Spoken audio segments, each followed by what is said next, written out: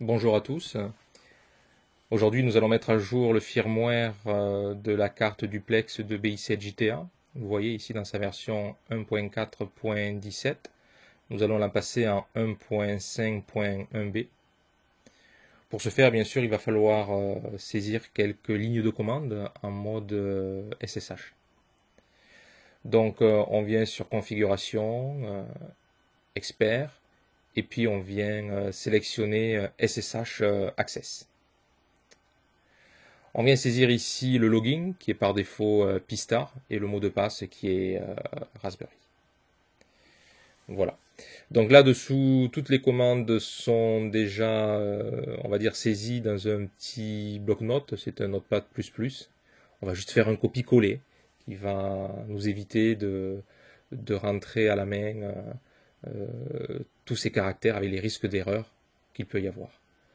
Voilà, donc on autorise d'abord la partie écriture sur les différentes parties. On vient aussi rentrer une commande pour effacer un fichier qui s'appelle mmdvm_duplex.fw.bin. En fait, ce fichier-là, ça peut être un ancien firmware qui aurait pu être téléchargé et non effacé.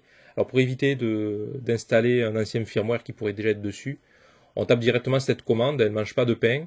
Si le fichier existe, il se fera effacer. S'il n'existe pas, comme dans ce cas-là, il va y avoir un petit message d'erreur qui nous dit que le fichier n'a pas été supprimé, car il n'a pas été trouvé. Voilà. Ensuite, il y a trois commandes qui vont permettre d'arrêter proprement les services de MDVM host. Voilà. Je vais laisser faire le petit copier-coller de ces trois fichiers.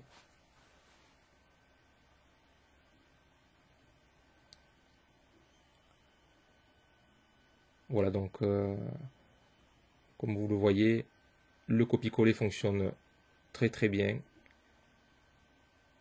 et ça évite bien sûr des erreurs de frappe ou de saisie.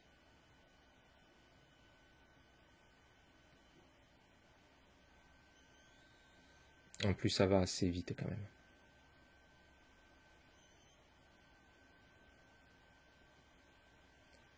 Voilà, puis on attaque l'arrêt du dernier service.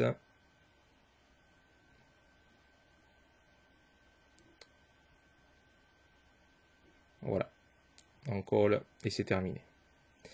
Voilà. Nous allons ensuite récupérer le dernier firmware en date à ce jour, qui est la version 1.5.1b. Voilà, avec la commande wget. Donc c'est pareil, on vient la coller dans la fenêtre. Voilà, et donc cette dernière version va se télécharger. C'est assez rapide, le fichier n'est pas très grand. Voilà. Et enfin, l'étape la plus cruciale va être d'installer ce firmware. Voilà, donc là on voit que le fichier a été téléchargé, c'est mmdvm_duplex_fw.bin. Puis nous allons maintenant l'installer avec la dernière commande. Alors là c'est très sensible.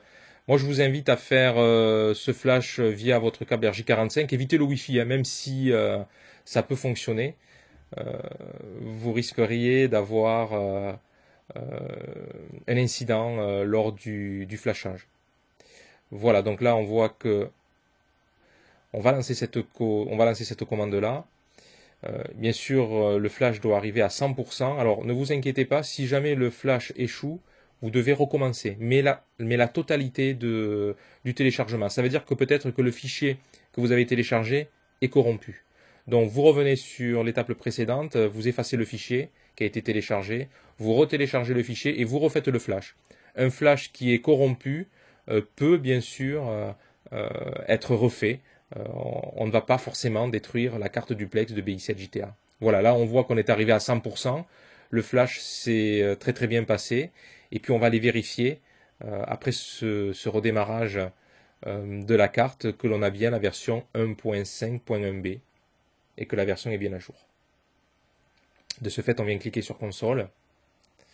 On voit ici que la carte est en train de se réinitialiser. D'ailleurs, sur la partie DMR ou état du réseau, les curseurs sont encore sur le rouge. Et puis le firmware va apparaître sur la partie info radio Voilà, dans quelques instants. Le temps que la carte est finie de rebooter. Voilà. On voit que tout s'est très bien passé. Nous sommes en version 1.5.1b. La carte duplex de BI7 GTA a bien été flashée. Merci à vous et bonne fin de journée.